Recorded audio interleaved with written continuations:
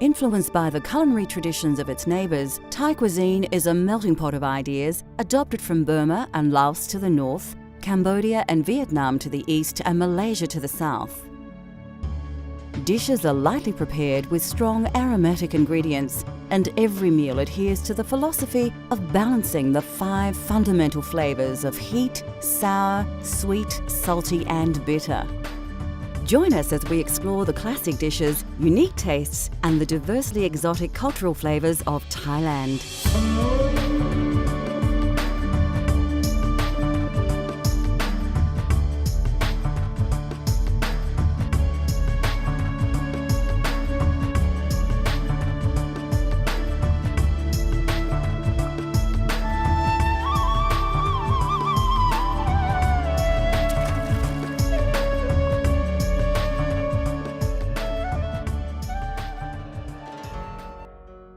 Thailand lies in the heart of Southeast Asia, and for centuries it was an important trade stop-off between India and China. Throughout its rich history, Thailand has been shaped by the cultural influences of its neighbours and trading partners. The Vietnam food is quite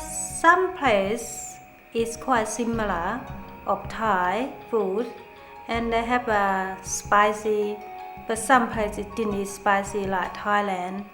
And didn't use the same ingredient of Thailand. It's some quite similar, and Cambodia food is different than us as well. So Thailand is quite spicy than more any Asian country. Thai food combines centuries-old Eastern traditions with more recent Western influences. Yet this cuisine is truly recognised around the world as being quintessentially Thai.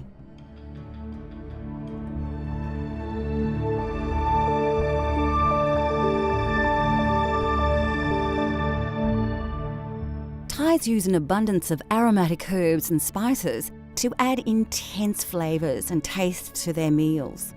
Garlic, lemongrass, turmeric and kaffir lime leaves are the main ingredients in curry paste, but they're also commonly used in stir-fries, salads and tom yam. Galangal, which is similar and often used instead of ginger, is extensively used across Thailand in curry pastes and tom yam. Thais often add young ginger to their soup or to brew a refreshing tea. As ginger and galangal roots age, their flavour intensifies, but their flesh becomes more fibrous. Krachai, commonly known as finger root or Chinese ginger, is often included in curry pastes or finely sliced and added to stir-fries. In the West, fresh krachai can be hard to find, and it is often only available pickled or frozen. Thai basil, which is stronger in taste than the Italian variety, can be identified by its darker leaves and purple flowers and stems. Considered to have a subtle licorice or mint flavour, this sweet basil is used in many Thai dishes. Another fragrant herb with many uses is coriander. The leaves can be used as an ingredient and garnish, while the stalks are often ground into curry pastes and sauces. Thai cuisine is well known for being spicy. Chili is of course widely used throughout the region and was introduced by Portuguese missionaries only in the 17th century. Generally, the smaller chilies are the hottest, with the tiny red bird's eye chilies, also sometimes referred to as Thai dragon chili, being the hottest of them all. Long red, green and yellow chilies are generally sliced and added to stir-fries, salads and curry paste, with the green variety tending to be milder than the red. To create authentic tasting Thai curries, first you need to create a fresh curry paste to use as your flavour base in your curry dishes. We are going to show you the secret of an authentic red curry paste. If we make curry paste in Thailand, it's really easy. Most of the country people make their own curry paste every day. But in the Bangkok people, sometimes they buy it from the market. It's already made. But it's more the kitchen. Nearly every kitchen, if they do their own curry paste. In Thailand, it's easy to find a herb for doing curry paste.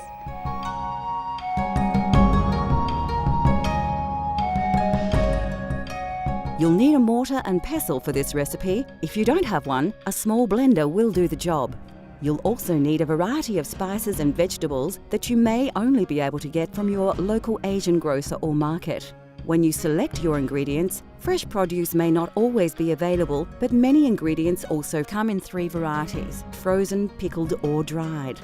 And remember, if you're using dried chilies, you will need to soak them in water for a few minutes to soften them.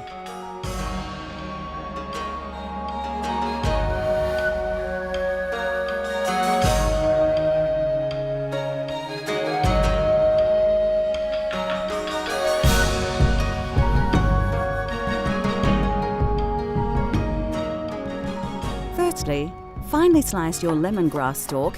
Take care to cut it as small as possible so it grinds well in the mortar and pestle. Do the same with the galangal, again slicing as finely. Depending on the size of your root, you may not need it all. Add about a teaspoon to your mortar. Chop the crochet into small pieces. We are using crochet that is frozen, so it's quite soft now that it's thawed. If you have access to fresh, you may need to chop in finer. Carefully slice the zest off the kaffir lime, then dice it finely. You don't need to use the whole lime peel, about 2/3 is fine. If you don't have a kaffir lime, you can use finely diced kaffir lime leaves. Add your chilies to the mortar and then use your pestle to grind and pound the ingredients into a coarse paste. This will take some time, and if you are sensitive to chilies, your eyes may water a little. Keep working the paste until you have a similar consistency to this, a slightly coarse but even paste with no chunks. Put your mortar aside and grab your shallot. Remove the dry skin by peeling off the outer layer. Again, finely dice the shallot to add to the mix. Next, add the peppercorns and peel and dice the garlic. Once you've added the garlic to the mortar, it's time to work the contents into the paste. It's important to ensure that you have an even textured paste. If you are finding the mortar and pestle hard going, you can use a small blender to save time and your arm. Once you have a smooth paste, add the shrimp paste. Work it into the mix with the pestle. You can use a spoon to keep the paste off the sides of the mortar. Once it's well mixed, you have an authentic Thai red curry paste. Transfer your paste into a dish so you can use it later. We'll use ours to make a red curry later in the show. Freshly made curry paste will keep in the fridge for about a week.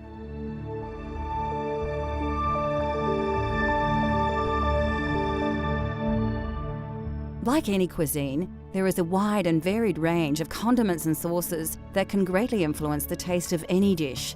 One of the most important ingredients in Thai culinary culture is fish sauce, a salty and intensely flavoured sauce derived from fermented fish, salt and water. Other condiments include soy sauce, lime paste, shrimp paste, vinegar, peanuts and various dried and pickled produce. Dried shrimp and shrimp paste, pickled fish and chilies, even pickled peppercorns may seem unusual and exotic to Western tastes, but are commonly found in popular Thai dishes. Still to come on Cultural Flavours Thailand, we spice things up with a tasty red curry, explore the mouth-watering array of Thai fruit and vegetables, and we get cooking with noodles.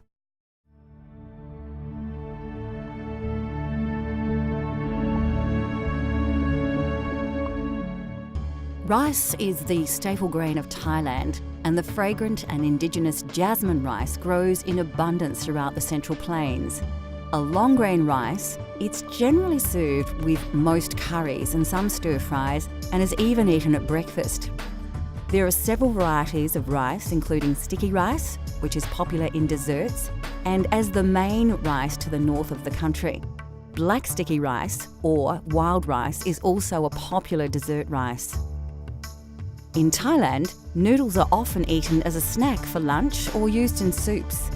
They are usually made from either rice, wheat or mung bean flour and are available either as fresh or dried. The most common are the rice noodles, which come in 3 varieties: wide and flat, thin and flat, and round and thin, which are known as vermicelli in the West. Noodles form the basis of many Thai dishes and stir-fries, like the pad Thai we will be making later in the show. Thai curries have taken their influence from India and China, but the flavours of these spicy popular dishes are uniquely Thai. Thai and Indian spicy is different spicy. Thailand use chili, but Indian use different spicy than us. So Thai food is more soft than Indian foods. It's not too strong of herb. And the Chinese food is more, didn't have a spicy in their mouth, just more stir fry and soup. We showed you how to create a wonderful aromatic traditional red curry paste earlier in the show.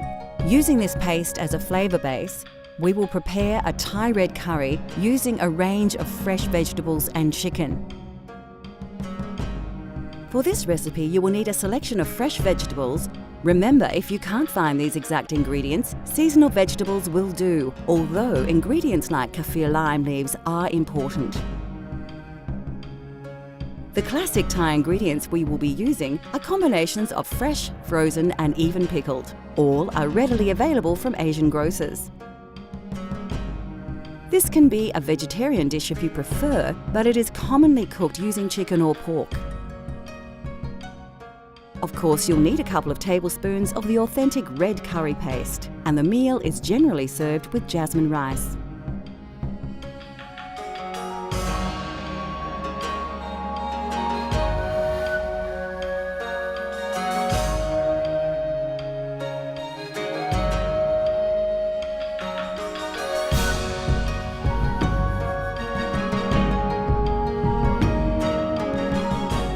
Firstly, you'll need to prepare all your ingredients. Slice the snake beans, not too finely, into about 3 centimetre or 1.5 inch lengths. The capsicum needs to be cut lengthways, taking long slivers off the edges while avoiding the seeds at the core of the pepper. Then dice these slices, like so. Having peeled your carrot, slice it so it can cook quickly but still retain its texture. You can put all these vegetables into a bowl as they'll be used together. Strip the string from the snow peas and slice them once or twice. Chop the cauliflower into coarse chunks and do the same with the eggplant.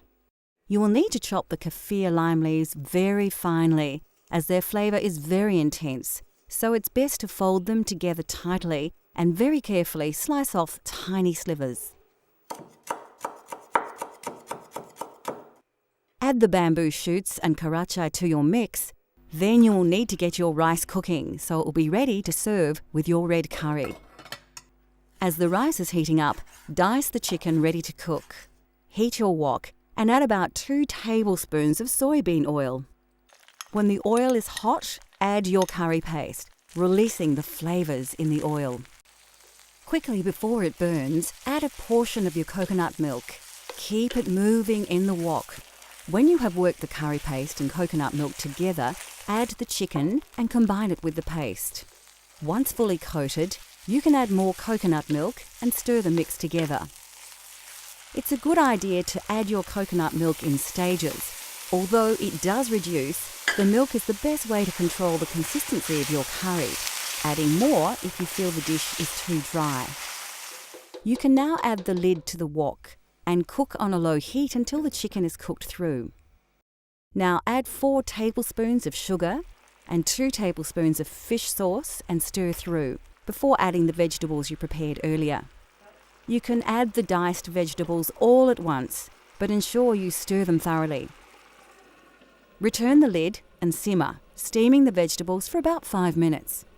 Be careful not to stew the curry, so watch the heat. We don't want to overcook the fresh vegetables. Finally, add the green pickled peppercorns and pick the leaves from your bunch of Thai basil. Mix the ingredients together quickly, as you don't want to cook the basil, just warm it enough to release its flavour into the curry. By now, your rice should be cooked and the dish is ready to be served. It is traditional in Thailand to serve the curry in one large dish and place the rice in another. Diners will then serve this into smaller bowls. So there you have it, Thai red curry with chicken and jasmine rice using an authentic, fresh, homemade red curry paste.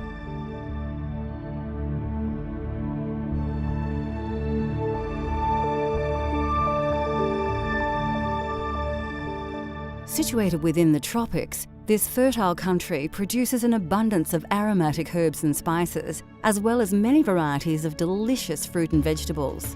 It is, therefore, not surprising that Thais have developed a cuisine that rivals any in terms of variety and diversity. Vegetable staples include the eggplant, Chinese cabbage, choy sum, and several types of mushroom. Some of these vegetables were introduced in Thailand through the trade routes from India and China and have become an integral part of the Thai food culture. Bean sprouts are also often added to various dishes. The sprouts are actually newly germinated mung beans and are crisp and sweet. Lesser known vegetables to Western tastes include the snake bean, a versatile string bean that is extremely popular throughout Thailand. Like many vegetables, the snake bean has various names from different regions, and you may find them referred to as asparagus beans, long podded cow peas, and the Chinese long bean, as well as the Indian-style eggplant. Thailand has its own eggplant varieties. These are cultivated in several colours and sizes, and although much smaller than the large purple aubergine we are familiar with, all are widely used in curries and stir-fries or dipped in sauces and eaten fresh. Spring onion, chives and mint are commonly added to lap, a sour salad with meat and chilli, or simply used as a garnish. Thai cuisine often features shallots, which are similar to onions, but are considered to have a sweeter, milder flavour. Of course, another quintessential Asian ingredient, which is prominent in Thai cooking, are bamboo shoots. Shoots are used fresh or pickled and are usually sliced thinly, as they can have a woody texture, especially near the pith. Next on Cultural Flavours Thailand, we fire up the wok and our taste buds as we prepare a Thai family favourite and the country's national dish. Plus, we explore the many wonderful and exotic tropical fruits of Thailand. Pad Thai is a simple, flavoursome dish that is easy to prepare, healthy to eat, and most ingredients are readily available. In Thailand, we eat a lot of pad Thai. Some people eat it for snack and lunch, dinner, but sometimes it's evening sup, like the nighttime sup. They have an all day, all night sale, and it's more popular in the easy way to make, and it's easy to buy everywhere. Have a pad Thai, and it's quite heavy and solid meal as well.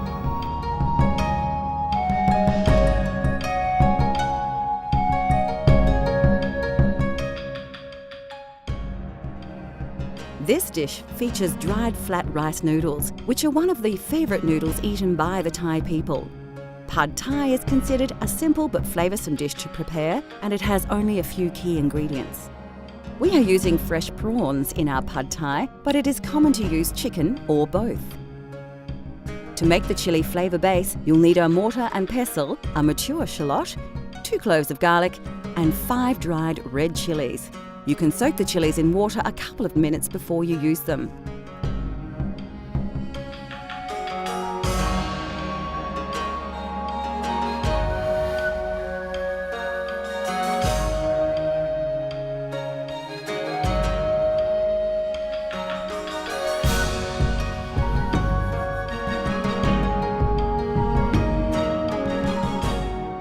The first secret to an authentic Pad Thai is to create your chilli flavour base.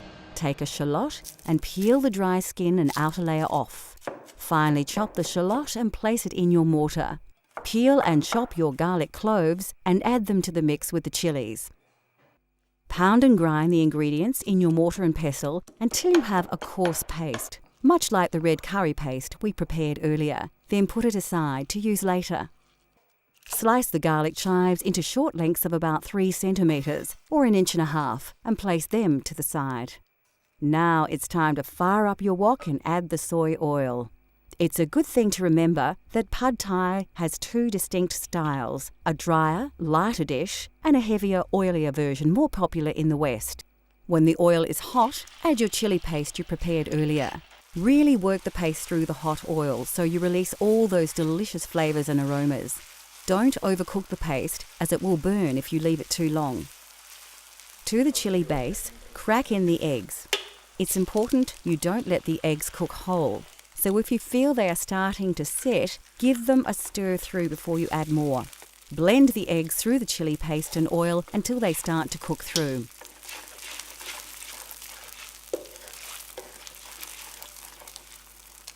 The prawns go into the wok next. It's a good idea to check the heat here to ensure you don't burn the eggs, and keep stirring them so they don't stick to the wok. Like all seafood, prawns cook quickly, so work them into the mixture until they are almost cooked through. Now it's time to add the noodles. They should be slightly soft now. Be careful to have them well drained, as wet noodles will cause the oil in the hot wok to spit. Lift and mix all the ingredients well. Make sure you coat all the noodles with the wonderful flavours of the chili paste, eggs and prawns. Once the noodles are well coated, add the sugar, fish sauce and the vinegar and work the ingredients through. It won't take long for the sugar to dissolve and for the next burst of distinct pad thai aromas to engulf you. When the noodles are cooked, it is an excellent time to taste your dish. You may feel you need more sugar or fish sauce to your taste. Pad thai is served slightly sweeter in Western countries. When you are happy with the flavours, add the bean sprouts and sliced shallots, working them through the noodles. It's important not to let the dish cook too long here. We want to keep the mung bean shoots slightly crisp. Serve your noodles onto a plate and sprinkle the crushed peanuts over the dish and garnish with sprigs of fresh coriander and a piece of lime. Pad thai is best eaten straight away before the noodles stick together. The lime can be squeezed over the dish just before eating for a delicious and refreshing, authentic Pad Thai experience.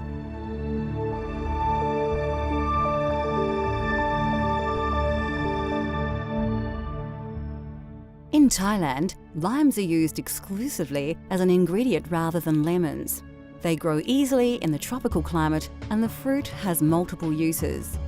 Kaffir limes are distinctively recognisable with their bumpy textured outer skin. The zest of the peel is often added to curry pastes and the fruit are sometimes thrown in whole to dishes such as tom yam. Of course, we have already mentioned coconut milk and cream. The flesh of a coconut is grated and boiled with water and strained through a cloth under pressure to produce the milk and cream so synonymous with southern Thai curries. And finally, it is customary to serve fresh fruit after a meal, and in Thailand there are many wonderful and exotic fruits to enjoy. Delicious produce to tempt already satisfied diners include such treats as large ripe papaya, the sweet and tangy mangosteen, fleshy but sweet rambutans, and many tropical delights common to that part of the world. Indigenous to India, the mango is appreciated for its juice, flavour, fragrance and colour. Green mangoes are often included in curries, relishes and soups, while ripe mangoes are eaten as they are or served with sticky rice and enjoyed as a dessert. Throughout its rich history, Thailand has taken many influences from other regions of the world, yet Thais have successfully adopted these ingredients and flavours as their own. Now that we have revealed the simple yet spectacular delights of Thai cuisine, considered by many to be exotic and mysterious, we hope that we have inspired you to explore these flavours for yourself at home, in restaurants or even abroad. Let cultural flavours take you on a gastronomic journey so you can experience the tastes of the globe at home.